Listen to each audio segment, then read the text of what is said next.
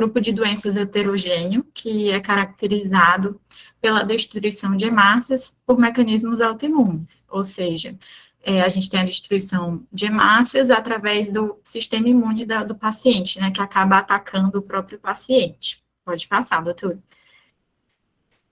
E aí, como eu falei, é um grupo heterogêneo, tem vários tipos de anemia hemolítica autoimune, e esses tipos diferem tanto em sintomas, como, por exemplo, em achados que a gente tem nos exames, e até mesmo no tratamento. E aí, nos próximos slides, eu vou só ilustrar alguns pontos principais de cada tipo, só para mostrar essa diferença. Pode passar, doutor. Então, a primeira que eu queria comentar é a anemia hemolítica autoimune a quente, né, que é, na verdade, o tipo de anemia hemolítica autoimune mais frequente. Ela pode ser tanto primária, acontecer, assim, né, sem ser secundária a nada, por si só, como também 50% das vezes ela pode ser decorrente de uma outra doença que o paciente tenha, por exemplo, uma condição autoimune, como lúpus, ou uma neoplasia, como linfoma, ou até mesmo uma infecção. E esse tipo de anemia hemolítica, ele é caracterizado por anticorpos que reagem melhor a 37 graus, né? Em geral, são da classe IgG, podem ser de outras classes, mas é principalmente IgG. E o que acontece é que esses anticorpos, eles vão se ligar a algum antígeno eritrocitário do próprio paciente, sensibilizam essa hemácia, e na hora que essa hemácia sensibilizada passa pelo baço, ou pelo fígado, ela é reconhecida, né, pelas células apresentadoras de antígeno, pelos macrófagos, que acabam, então, fagocitando essas hemácias e destruindo-as, certo? Então, é uma destruição que acontece principalmente extravascular, fora do vaso sanguíneo. Pode acontecer também, nesse tipo de anemia hemolítica, de fixar o complemento. Lembrando que o complemento, né, são proteínas que circulam, né, no nosso sangue, e que também atuam como parte aí do sistema imune. Então, tanto esse complemento, quando ele é fixado na hemácia, ele pode corroborar com essa destruição dela pelo fígado, pelo baço, né, com a hemólise extravascular, como ele também, dependendo da via que a gente for ativar, pode acabar gerando uma hemólise intravascular. Mas nesse caso aqui, acontece principalmente extravascular. Pode passar, doutora. A gente também tem que citar a anemia hemolítica autoimune a frio, né? E aí a gente, na verdade, tem alguns subtipos dela, né? Eu vou citar também alguns dos principais. Pode passar, doutor. Um deles que eu quero citar é a doença das crioaglutininas, ou doença das aglutininas frias, né? É uma condição que a gente tem anticorpos que reagem melhor em temperaturas mais frias, né, de 0 a 4 graus, mas são anticorpos que eles têm amplitude térmica, certo? São IgM, principalmente, e o que acontece é que, justamente, eles se ligam nas hemácias em temperaturas mais frias, mas eles continuam tendo essa ação, mesmo quando a gente aumenta, né, a temperatura. E uma das características, né, principalmente por ser IgM e tudo, é que eles conseguem não só se ligar a essas hemácias, mas por si só aglutiná-las. Então, como dá para ver nessa imagem, que foi cedida pela doutora Denise também, a gente já percebe que tem uma aglutinação, né, nesse tubo. E aí, no caso, foi espontânea, né, sem adição de nada mais. Isso pode gerar alguns sintomas específicos no próprio paciente. Então, por exemplo, o paciente que tiver esse tipo de doença, nas extremidades, por exemplo, nos dedos, onde a temperatura é um pouco menor, pode chegar ali a 30 graus, esses anticorpos podem acabar causando a aglutinação dessas hemácias, e eles podem ter algumas manifestações, como, por exemplo, apresentar os dedos mais arroxeados, azulados, né, que a gente chama de acrocianose. Nessa condição, a gente também fixa o complemento e tem hemólise tanto extravascular como intravascular. Pode passar, doutor. Outra condição também que eu acho que vale a pena citar é a hemoglobinúria paroxística a frio, que é um outro tipo de anemia hemolítica autoimune a frio. Nesse caso, a gente já tem um anticorpo que ele é um IgG, só que ele é bifásico, né? ele se liga, na verdade, nas hemácias em temperaturas mais frias e consegue fixar o complemento, só que aí, à medida que a gente vai aumentando a temperatura, esse complemento é ativado e a gente tem uma hemólise intravascular. E aí, por isso, né, a gente observa a hemólise, por isso também que a gente chama de hemolisina, esse anticorpo.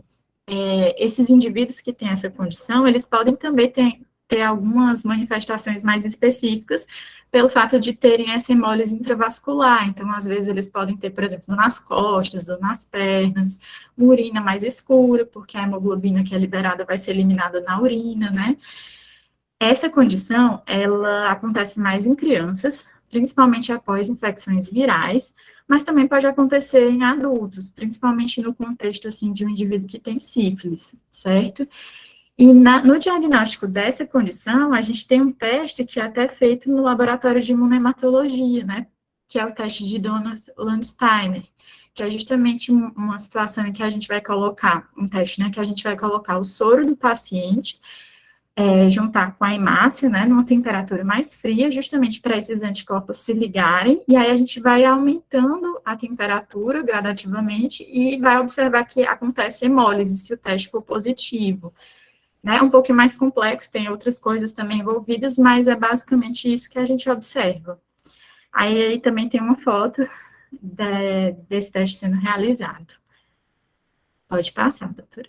E aí, aqui, só para citar que também, né, existe, por exemplo, a anemia hemolítica autoimune induzida por drogas, que aí está ligado ao uso de medicações, várias medicações podem estar relacionadas, principalmente antibióticos, mas tem também, por exemplo, a metildopa, que é um antihipertensivo usado muito na gravidez, né, que é algo bem, assim, clássico, mas não é muito o foco hoje, era só para citar mesmo. Pode passar, doutor. E aí, assim, como eu comentei, dependendo do tipo de anemia hemolítica autoimune que a pessoa tem, ela pode ter diferentes manifestações. Então, por exemplo, aquele indivíduo que tem uma anemia hemolítica quente ou mista, que eu acabei não citando, mas é basicamente na mista a gente tem tanto anticorpos frios como anticorpos quentes, né?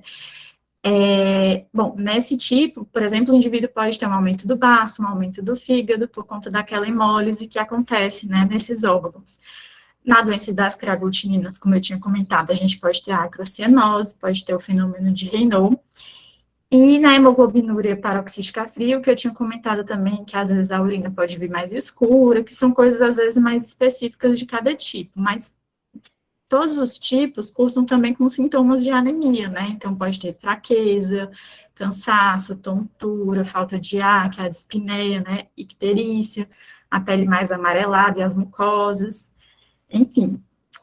Pode passar, doutora. E para a gente fazer o diagnóstico dessas condições, a gente precisa, então, ter anemia, né, que a gente vai perceber pelo hemograma, com a hemoglobina mais baixa.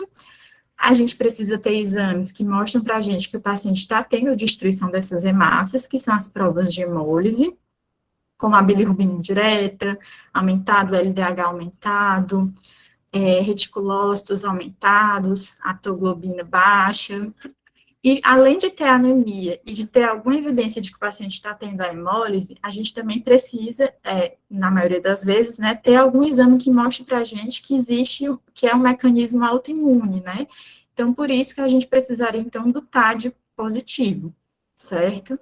E aí, uma vez que a gente tem essas três coisas, aí a gente realmente vai pensar nesse quadro de anemia hemolítica autoimune, a gente precisaria, para definir qual é o tipo, né, da anemia hemolítica autoimune do TAD monoespecífico, para saber qual que é a classe de anticorpo que está envolvida, e, dependendo do caso, né, da suspeita, a gente pode precisar até de outros testes, como eu tinha comentado, do teste de Donald-Landsteiner, e também, por exemplo, da pesquisa de crioaglutininas, que ela é útil para a doença das crioaglutininas.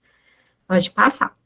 Gente, só vou fazer um adendo aqui, Claudinha, só para lembrar todo mundo que o TAD é o teste direto da antiglobulina, é o CUMBIS direto, certo? A gente está bem acostumado com o termo CUMBIS direto, ele não é o melhor termo, né, para ser utilizado, nem o doutor CUMBIS gostava desse nome, mas o termo é teste direto da antiglobulina. E a gente vai estar sempre falando TAD, então é uma nomenclatura que é bom todo mundo se acostumar, tá, gente? Toda vez que a gente pensar em TAD, a gente falar em TAD, a gente vai pensar no famoso CUMB direto, que a gente não deve mais usar esse nome, ok?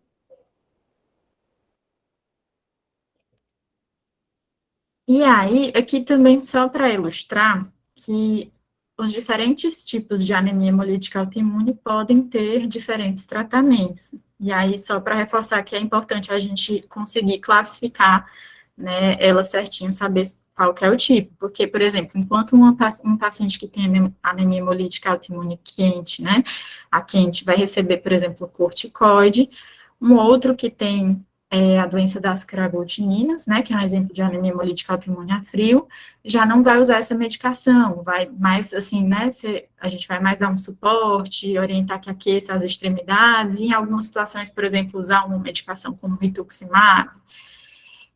Então, vai depender do caso, o tratamento. Aí até coloquei que na hemoglobinúria paroxística fria, em geral, é um quadro autolimitado, que vai melhorar sozinho, muitas vezes não precisa de nada para tratar. E na induzida por drogas, quando, em algumas situações, assim, a gente pode suspender a medicação e ver uma melhora, e tem outras que também é mais a questão do tempo e dar o suporte. Pode passar, doutor.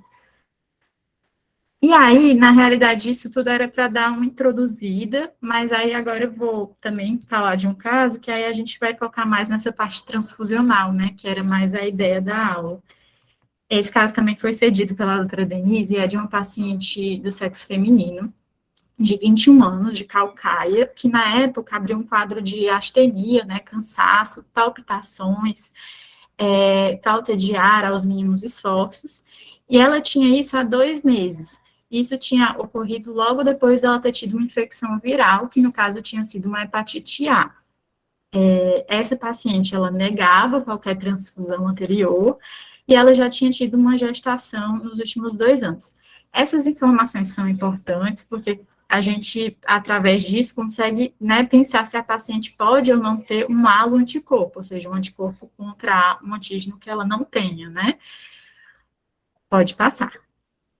Nos exames dela, ela tinha uma anemia, né, uma hemoglobina de 3, e ela tinha provas de hemólise alteradas, ela tinha um reticulócito alto, ela tinha um LDH também mais alto, de 1.600, tinha uma bilirrubina indireta elevada, então ela tinha anemia, tinha a hemólise, né, a destruição das hemácias, e o TAD, que é o cumbis direto, né, veio positivo, 4 cruzes. Foi feito também um monoespecífico, que foi GG também, pode passar. E aí foram solicitados 3 concentrados de hemácia. Pode passar. E aí a gente para aqui inicialmente para, assim, o primeiro ponto, né? Nessas situações, é indicado fazer né? Será que é indicado fazer a transfusão? E aí, assim, em geral, há uma tendência da gente ser um pouco mais restritivo nesses casos, porque, assim, né? Nessas situações, tanto a gente vai ver nos próximos slides que é um pouco desafiador transfundir esses pacientes, porque a gente fica com medo, né, porque os testes ficam alterados, de a gente estar mascarando, não estar conseguindo ver algum anticorpo que a gente deveria respeitar, então é um pouco desafiador, como também pode acontecer dessa hemácia que a gente vai transfundir para o paciente, ela não durar tanto quanto ela duraria, por exemplo, em outro paciente, porque pode acabar sendo hemolizada também. Então, a gente tem uma tendência a ser um pouco mais restritivo, mas é muito importante ressaltar que se o paciente tiver risco de morte, se ele tiver uma condição mais grave, a gente precisa sim transfundir. E para isso é muito importante que haja um contato com o médico do paciente, né? Então, para a gente saber certinho qual que é o quadro, se o paciente está estável, se ele está bem, quais são os outros problemas de saúde do paciente, porque se for um paciente que teve um infarto, que tem um problema do coração, pode ser que ele não tolere uma hemoglobina mais baixa, e até para ter, assim, né, uma outra coisa que a gente tem que levar em consideração é a gravidade da anemia, porque, por exemplo, um paciente que tem hemoglobina de 2, é um paciente que não, assim, né, que isso não é muito condizente com um quadro, assim, de estabilidade, que a qualquer momento ele pode realmente piorar muito, pode passar. Então, nesses casos, a gente transfunde sim. Bom, nesse caso, enquanto o médico hemoterapeuta foi acionado para conversar com o médico da paciente, de qualquer maneira, a gente já tem que ir adiantando os testes pré-transfusionais, né, para quando for necessário já está tudo pronto. E aí foi feita a tipagem ABO, e aí na direta e veio, na verdade, uma discrepância com uma discrepância ABO, veio uma direta de AB e uma reversa de O, porque veio positivo tudo, né? Com isso, a gente não tinha como determinar qual era o grupo sanguíneo do paciente. E na tipagem RHD, também veio positivo, só que o controle veio positivo também, ou seja, não estava confiável. Parecia que tinha alguma coisa que estava interferindo com tudo. Pode passar. A pesquisa de anticorpos regulares também foi positiva, e por isso foi feito o painel de identificação. Pode passar. E ele também, essa parte, né, é uma parte que a gente já faz aqui no laboratório de imunematologia nos casos complexos, mas assim, só continuando, acho que é importante a gente mostrar essa parte também, veio tudo positivo, inclusive o autocontrole, certo? Pode passar. Paralelamente, também já foram cruzados alguns concentrados de hemácia, né? Provavelmente deve ter sido O negativo, porque a gente não tinha conseguido resolver a discrepância ABO, e era uma paciente feminina, jovem, mas mesmo assim foram todos incompatíveis, né? Pode passar. E aí, era o outro ponto que eu queria levantar, assim, será que esses achados são comuns, né? Na anemia hemolítica autoimune, esse tipo de alteração nos testes, e sim, né, pode acontecer, é até relativamente comum. Então, a gente pode ter discrepância ABO, a gente vai ter numa pesquisa de anticorpos regulares positivo, e na grande maioria dos casos, um painel de identificação todo positivo, né, com autocontrole positivo, e ainda por cima também as provas cruzadas incompatíveis. E isso gera um problema, né? Porque a gente acaba que aquele painel todo positivo levanta um receio muito grande para a gente de ter alguma coisa ali que está mascarada, porque se o paciente tiver também um halo anticorpo, algum outro anticorpo, a gente não vai estar vendo. Pode passar. E aí, por isso, a gente tem que ter algumas estratégias na hora de transfundir esses pacientes para minimizar os riscos, né? E fazer algo o mais seguro possível. Então, a gente tem que tentar determinar corretamente o ABO e o RHD desses pacientes, que apesar da discrepância, na maioria das vezes a gente consegue determinar isso. A gente precisa muito diferenciar os anticorpos de aloanticorpos e tentar identificar os aloanticorpos se a gente vê que o paciente tem. E outra coisa muito importante é a gente selecionar para esse paciente hemácias que sejam, que respeitem o fenótipo da paciente, principalmente para aqueles antígenos que são mais importantes clinicamente, ou seja, aqueles que, se ela desenvolver anticorpos contra eles, ela pode ter, por exemplo, uma reação hemolítica, né, se ela for transfundida com alguma bolsa que tem esses antígenos, né, que são principalmente RH, KEL, DUF, KID, certo? Pode passar. E aí, agora, assim, vou comentar de alguns exames, então, que são importantes para a gente, né, nesse manejo desses pacientes. Aqui, a gente coloca a foto, então, do TAD monoespecífico, só para lembrar que isso para a gente é muito importante também, porque é esse exame que vai definir para a gente qual é a classe de anticorpo envolvido. E isso pode mudar o tratamento, pode mudar o diagnóstico para a gente, certo? Então, por exemplo, no caso aqui que a gente apresentou, era IgG. Então, estava mais falando a favor de uma anemia hemolítica autoimune a quente. Então, isso já é uma pista para o médico da paciente que ele pode fazer um tratamento específico, que é o corticoide. Pode passar. Outra coisa que a gente faz, que também é importante dos nossos testes, né, são testes para detecção de haloanticorpos. Para isso, a gente vai usar as técnicas de adsorção, então, que são técnicas que a gente usa para justamente fazer a separação dos anticorpos. E a gente pode fazer tanto a autoadsorção, que é justamente com as hemácias do próprio paciente, como a haloadsorção, no qual a gente vai usar hemácias que são halogênicas, né, que não são do paciente. E outra coisa que ajuda nisso também é a fenotipagem eritrocitária estendida. A gente vai falar um pouquinho mais na frente, pode passar. E aí, só explicando melhor a questão da autoadsorção. Na autoadsorção, como eu falei, a ideia é assim, que a gente vai pegar o soro do paciente e colocar ele com a hemácia do próprio paciente para fazer com que o que tiver de anticorpo no soro dele, que seja autoanticorpo, ou seja, que se liga aos antígenos próprios, se liguem às hemácias dele, para que a gente só tenha no soro sobrando o que for algo anticorpo. Como é que a gente faz isso, né? Pode passar, doutor. A gente separa inicialmente, né, então, o plasma do paciente das hemácias dele. A gente vai ter aqui à esquerda que as hemácias dele, né, vão estar com alguns anticorpos já ligados a ela.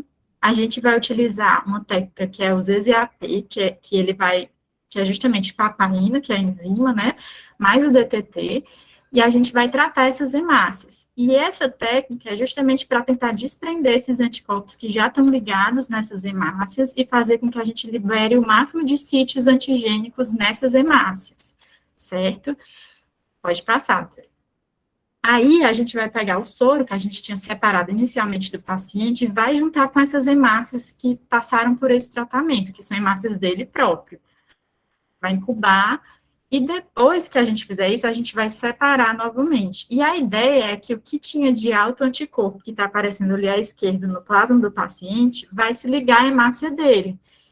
E vai sobrar depois só o que tiver de halo-anticorpo, porque o que era alto é para ficar na hemácia, certo? E aí, com esse soro, esse plasma que sobrou, que tem os halo-anticorpos, a gente passa o painel e aí a gente consegue observar o que é que tem mesmo de halo-anticorpo e identificar. Pode passar. Aí, assim, só um detalhe, né, mas eu vou falar aqui. Tem algumas situações que a autoadsorção, ela não é, apesar dela ser ótima, né, seria o ideal, tem situações que a gente não consegue fazer essa autoadsorção. Por exemplo, em situações que o paciente transfundiu nos últimos 3 meses, porque parte das hemácias que vão estar circulando nele são hemácias que não são dele, então a gente não consegue usar essa técnica. Tem pacientes também que têm hemoglobina muito baixa, que tem pouca hemácia, que a gente não consegue também fazer essa técnica, e tem pacientes que têm esses anticorpos tão fortemente ligados nas hemácias deles, que a gente não consegue fazer aquela primeira parte de dissociar o anticorpo da hemácia. É um TAD que é muito forte, a gente não consegue negativar ele, então a gente não consegue fazer a autoadsorção. Nesses casos, a gente acaba fazendo uma outra técnica, que é a haloadsorção. Certo? E aí, a haloadsorção, a ideia dela é que a gente vai usar 3 hemácias que não são do paciente, são de doadores, enfim, são halogênicas, só que essas hemácias têm fenótipos diferentes. Aí, aqui, a gente tem 2 racionais. Um deles é que, na maioria das vezes, o autoanticorpo, ele é contra um antígeno de alta frequência, muitas vezes do RH. Então, é possível que, quando a gente faça essa técnica, esse anticorpo acaba sendo absorvido por essas hemácias e o que sobra seja halo-anticorpo. É uma ideia, né? Não é sempre assim, mas tem esse racional. E a outra ideia também é que essa técnica, ela ajuda a separar anticorpos. Então, por exemplo, naquela primeira, se a gente, digamos, o paciente tem um anti-JKA, e naquela primeira, que é halo-anticorpo, tá? Aí, naquela primeira hemácia, ela não tem JKA. Já a segunda, ela é positiva para JKA, certo? Então, na primeira hemácia, se a gente juntar o soro desse paciente que tem anti-JKA com a hemácia, esse anti-JKA não vai ligar a nada, porque a hemácia não tem o JKA, ele vai sobrar ali no soro, e depois a gente passa o painel e ele aparece. Já na segunda, por exemplo, que tem o JKA positivo, ele já liga na hemácia e não sobra no soro, e aí, quando a gente passa o painel com esse soro, ele não aparece. Se tiver, por exemplo, um outro halo-anticorpo, muitas vezes vai ser mais fácil de identificar, porque ele já vai estar, o anti-JK vai estar na hemácia e vai sobrar só esse outro. Então, é uma técnica que ajuda a gente a separar os halo-anticorpos. Pode passar. Então, como eu falei, essas eram técnicas para a gente tentar, né, ver se tem ou não halo-anticorpo. Aí, a outra coisa que a gente tinha comentado era sobre transfundir hemácias que sejam fenotipicamente compatíveis. Para isso, a gente precisa conhecer o fenótipo da paciente, né? E a ideia aqui é que a gente saiba quais os antígenos que ela expressa na hemácia dela e quais ela não expressa, para que a gente possa selecionar hemácias que não tenham as coisas que ela não tem também. Isso é uma forma da gente dar mais segurança para a transfusão, porque é aquilo que ela não tem que ela pode desenvolver o halo-anticorpo. E para a gente, o halo-anticorpo, ou seja, o anticorpo contra algo que ela não tem, é mais perigoso do que o autoanticorpo. Ele tem mais risco de, né, provocar uma reação hemolítica. Então, a gente tenta evitar ao máximo. E além de quando a gente respeita isso, a gente evita esse tipo de reação, a gente também evita que a paciente desenvolva esses haloanticorpos, perdão, e que eles atrapalhem nas próximas transfusões. Pode passar. Para a gente conhecer o fenótipo, né, do paciente em questão, a gente tem algumas técnicas que a gente pode usar. A que a gente mais usa é a fenotipagem eritrocitária mesmo, que é um método sorológico, né, que a gente vai acabar usando, então, anticorpos que tenham especificidades conhecidas para a gente saber o que tem, né. Por exemplo, a gente usa um anti-JK para saber se a paciente é JK positiva ou não. É uma técnica que é simples, ela é rápida, não precisa de nada sofisticado, ela é sensível. A única coisa é que tem situações que ela tem algumas limitações. Então, por exemplo, quem recebeu transfusão recente, a gente não consegue fazer. Porque aí a gente não sabe se a gente está fenotipando a hemácia da paciente mesmo ou da bolsa que ela recebeu, né? Não fica confiável. E tem algumas situações que o TAD ele pode atrapalhar na fenotipagem, não deixar que a gente faça essa fenotipagem, né? Fica dando como se fosse positivo, e às vezes não necessariamente é. Para essas situações, a gente tem uma outra técnica que a gente pode usar. Pode passar. Que é a genotipagem, que não é uma técnica sorológica, né? É uma técnica que, através da biologia molecular, a gente consegue determinar qual é o fenótipo da paciente. Assim, ela é ótima nesses casos em que a fenotipagem tem essas limitações, porém é uma técnica que requer mais tempo, é uma técnica que não está disponível em todos os locais e que tem um maior custo, né, e um maior risco de contaminação. Mas é algo que a gente tem em Fortaleza. Aí, voltando para o caso, então, dessa paciente, né, continuando, quais foram os próximos passos que a gente fez? Como eu falei, ela tinha um TAD positivo, né, em 4 cruzes. Então, foi feita uma técnica, que é a cloroquina, para dissociar os anticorpos que estavam ali ligados àquelas hemácias, para a gente tentar negativar o TAD e conseguir fazer essa fenotipagem dela, né, por exemplo. Pode passar. E aí, a gente repetiu os testes. Então, a tipagem ABO agora, a gente já conseguiu ver que era uma paciente do grupo O, certo? Anti-A e o anti-B foi negativo, e houve reação com a hemácia A1 e a hemácia B, pode passar. Era grupo O. E na tipagem RHD veio positiva, faltou o controle ali, mas o controle foi negativo, deu para definir que era O positivo, pode passar. Foi feita a autoadsorção, porque ela não tinha transfusão recente. Quando foi feita a autoadsorção, a gente viu que a PAI continuava positiva, por isso foi feito o painel de identificação com o soro adsorvido. E aí, nesse painel, a gente conseguia identificar um anticorpo, pode passar, que era o anti-C grande. Pode passar. O passo seguinte foi fazer a fenotipagem da paciente.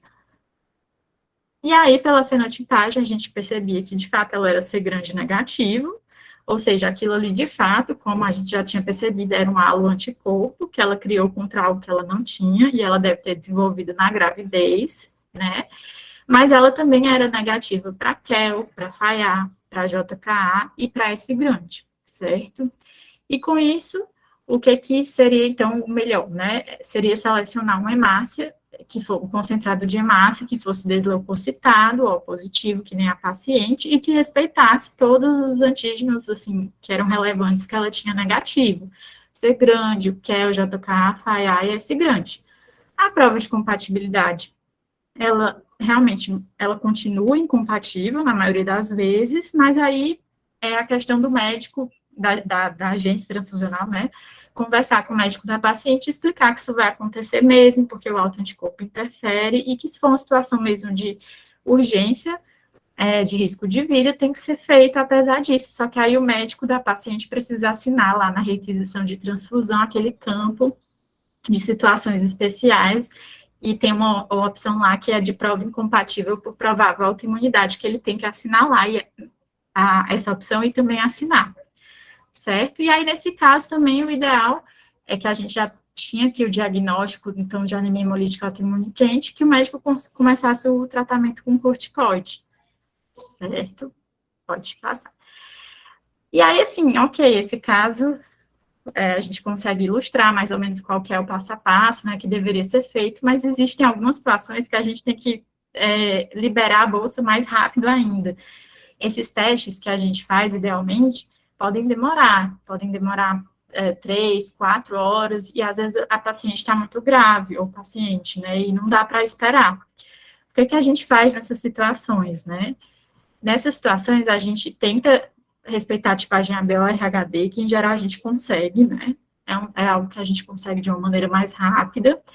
E, assim, a gente tenta respeitar a fenotipagem estendida. Se não der tempo de fazer toda aquela técnica, por exemplo, precisa de cloroquina, não vai dar tempo e tudo mais, a gente consegue muitas vezes definir o RH, que é o mais rápido.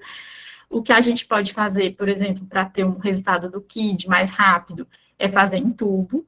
Então, a gente já tendo essas informações, a gente poderia selecionar algo que respeitasse RH, Carry e o KID, mas se a gente não conseguir, mesmo assim, por exemplo, o KID, a gente poderia selecionar KID A negativo, FAIA negativo e S grande negativo, né? É algo que a gente faz um pouco às cegas, quando a gente não tem, quando o paciente está muito grave, não vai dar tempo, porque são antígenos que são mais perigosos, né? E a gente tende a respeitá-los nessas situações. E aí a gente disponibilizaria essa bolsa com o médico assinando, o médico da paciente assinando e ciente. Pode passar. E aí, assim, é importante, né, com essa conversa toda, só reforçar a responsabilidade tanto do médico, da paciente, né, do clínico que está responsável por ela, como também da agência transfusional. Qual que é o papel de todo mundo nisso, né? Porque o ideal é que todo mundo trabalhe junto, para a gente fazer o melhor para o paciente. Então, o médico da paciente é ele que define para a gente, quando o hemoterapeuta conversa com ele, é ele que vai dizer, porque é ele que está vendo o paciente, qual que é a urgência daquela transfusão, qual que é o quadro daquele paciente, né? E é ele que vai determinar mais ou menos o tempo que realmente dá para esperar. E ele que também vai falar para a gente se esse paciente já tem outros resultados de exame, se de repente ele já tem mesmo esse diagnóstico de anemia hemolítica autoimune, essas coisas. Pode passar. E a responsabilidade da agência transfusional é justamente a de entrar em contato com esse médico para avisar que esses testes estão vindo alterados. O médico, hemoterapeuta, vai explicar para ele o que talvez isso signifique e tentar juntos, né, com o que o paciente já tiver de clínica, de exames, chegar a uma conclusão quanto a esse diagnóstico.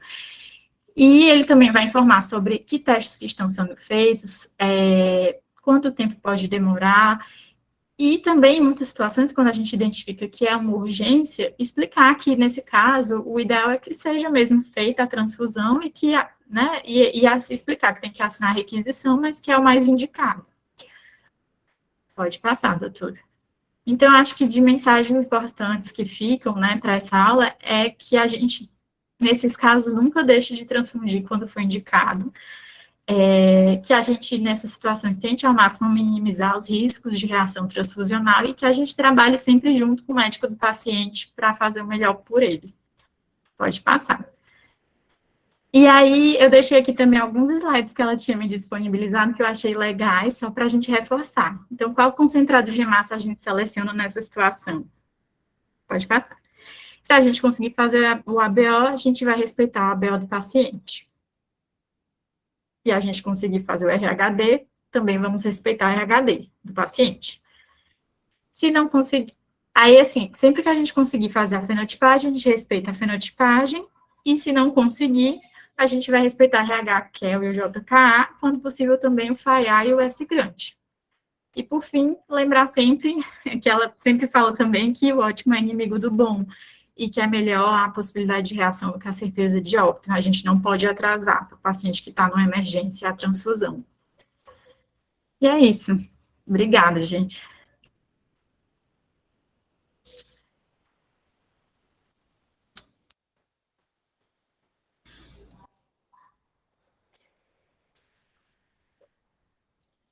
Não sei se alguém quer comentar, quer tirar alguma dúvida.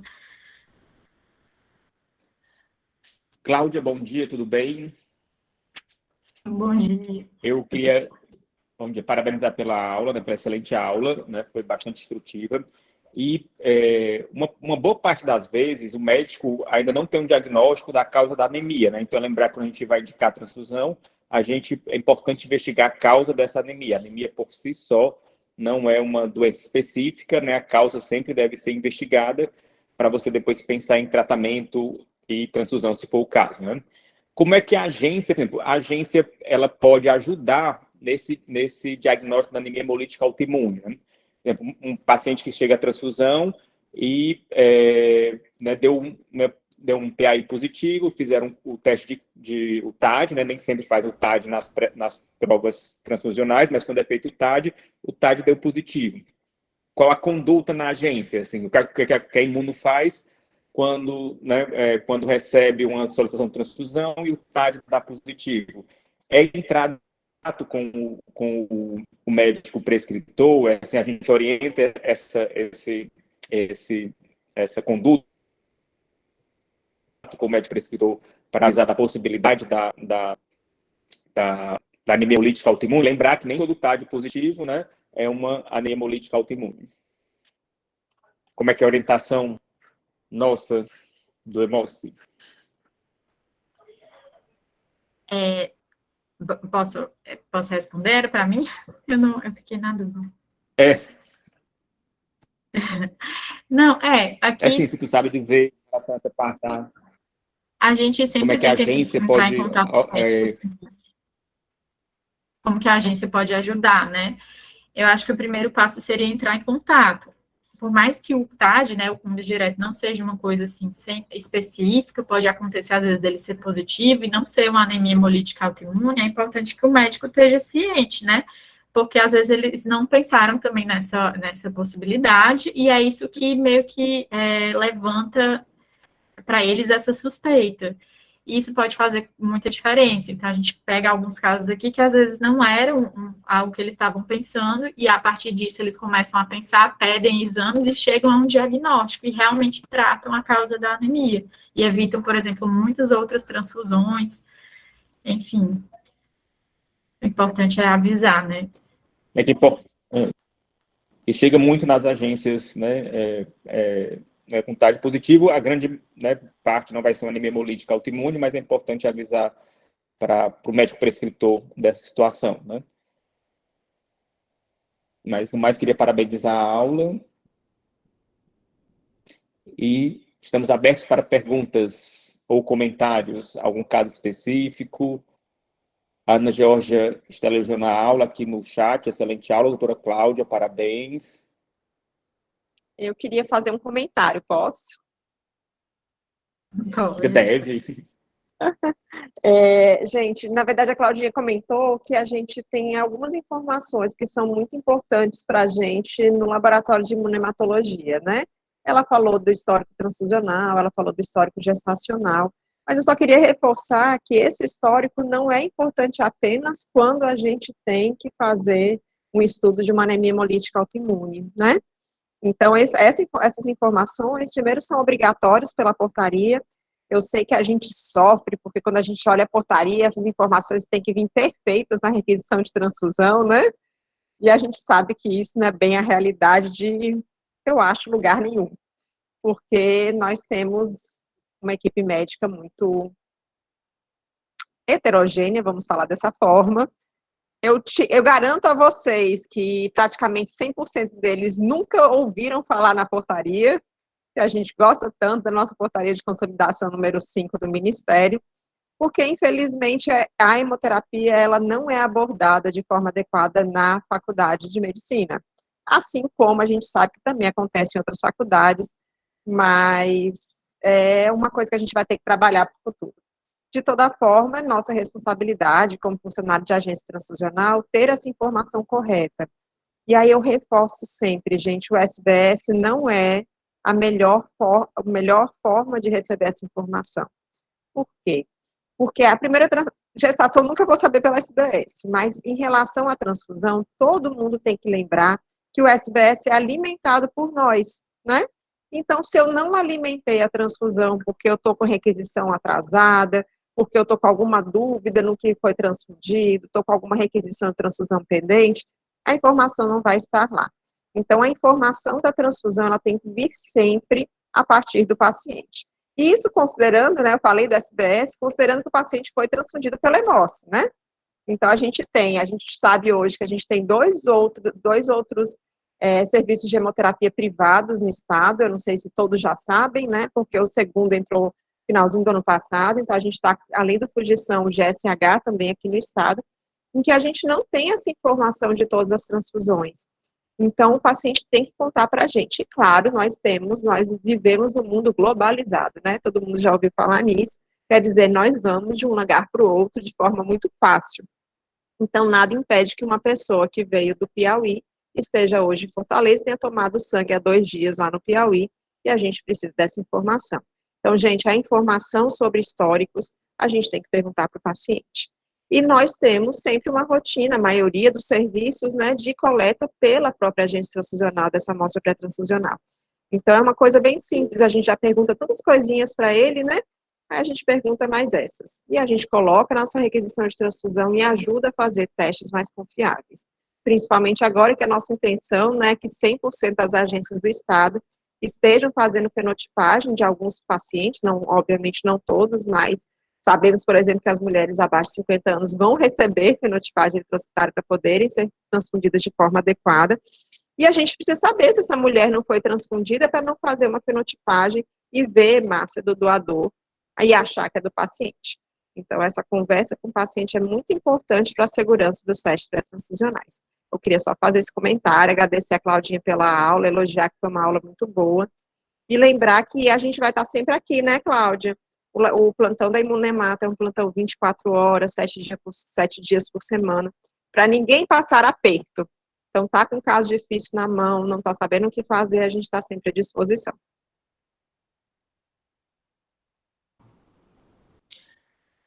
Parece que o Paulo Melo, o Pedro Lopes, desculpa, levantou a mão, é isso? Se deseja fazer alguma pergunta, é só ligar o microfone e abrir e falar. Só por engano mesmo, doutor Frank. Deu para compreender a aula direitinho. Deu para compreender a aula direitinho. Os comentários são bem-vindos. Pois, assim, antes de encerrarmos, eu gostaria só também de reforçar um comentário que a doutora Denise sempre nos fala, é que na hipótese da anemia hemolítica autoimune, o médico, né, então os médicos que estão assistindo aqui, é importante lembrar de já tentar fenotipar esse paciente, né, fazer a fenotipagem eritrocitária desse paciente, para caso ele seja transfundido, caso ele precise ser transfundido, lembrar que o tratamento da anemia hemolítica autoimune não é a transfusão, né, a transfusão é para retirar esse paciente numa situação de urgência, enquanto o tratamento específico está sendo realizado, mas infelizmente a gente vai ter situações que vamos precisar transfundir esse. É importante que, mesmo sem pensar em transfusão no momento, esse paciente seja feita a fenotipagem eritrocitária desse paciente. Não é isso, Denise? Eu falei certo? Certinho. E lembrar que muitas vezes a anemia hemolítica autoimune a gente vai ter dificuldades para fenotipar, né? A nossa cartelinha do RH e QEL, com os soros monoespecíficos, ela sofre menos interferência do que o restante das fenotipagens. Mas, às vezes, a gente pega uma fenotipagem que está tudo positivo, controle positivo. Então, essa fenotipagem com controle positivo é uma fenotipagem que a gente não pode confiar como a gente confia numa fenotipagem habitual. E aí, esses casos vão estar indo para o laboratório de imunemato, vão estar sendo avaliados por profissionais que costumam pegar esses casos mais difíceis, e a gente vai ter também um olhar sempre do médico hemoterapeuta para decidir o que vai ser feito. E nós temos, né, eu sei que tem gente da Imunemata aqui assistindo, nós temos da Hemorrede também uns sorinhos específicos, que são sorinhos de tubo, que a Claudinha citou, que conseguem tirar um pouco a interferência, a gente deixa de enxergar o fungo direto, o TAD positivo, e a gente consegue fenotipar pelo menos para RH e KID numa situação emergencial. E essa fenotipagem sai em 1 minutinho para a gente. Então, é um artifício extremamente importante, disponível nos hemocentros, para que a gente tenha pelo menos essa primeira transfusão de forma mais segura, né? E aí, sempre lembrando que quanto melhor eu conheço meu paciente, quer dizer, eu sei a fenotipagem dele, mais segura é essa transfusão. Então, eu converso com o médico de uma forma, quando eu sei a fenotipagem do paciente, uma forma totalmente diferente quando eu não sei. Então, se eu sei a fenotipagem, eu já vou com alívio. Então, quando a gente trabalha em anemia hemolítica autoimune, ou qualquer outra situação, uma coisa mais importante é a gente ter a fenotipagem na mão. O restante é a mais. Mas a fenotipagem, ela nos ajuda muito a tomar decisões, principalmente hoje que a gente tem um estoque grande de fenotipados, e eu consigo respeitar essa fenotipagem de forma fácil, normalmente.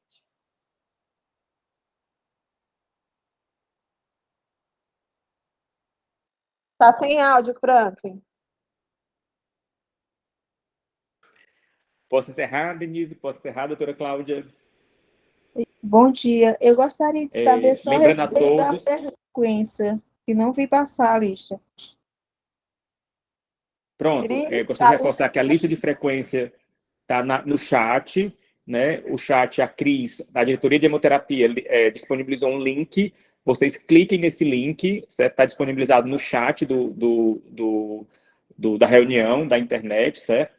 Então, Raulina, pode ir no chat, tem um link que a diretoria de hemoterapia do Hemose disponibilizou, clica nele e preenche seus dados para ser a lista de frequência, tá ok? Toda aula vai ser disponibilizado esse link de frequência no chat no decorrer da aula. A Cris disponibilizou novamente. A gente queria agradecer sempre a colaboração da Cris, né, nos auxiliando, do RH, do Ismael, né, nesse apoio a nossas aulas, né, nossos cursos de atualização. Certo? Mais alguém quer comentar alguma coisa, falar alguma coisa? Você sabe que eu fico tensa, né, Franklin? Quando não tem nenhuma pergunta, nenhum comentário na aula, me deixa estressada. Meu povo, não entenderam nada ou não entenderam tudo?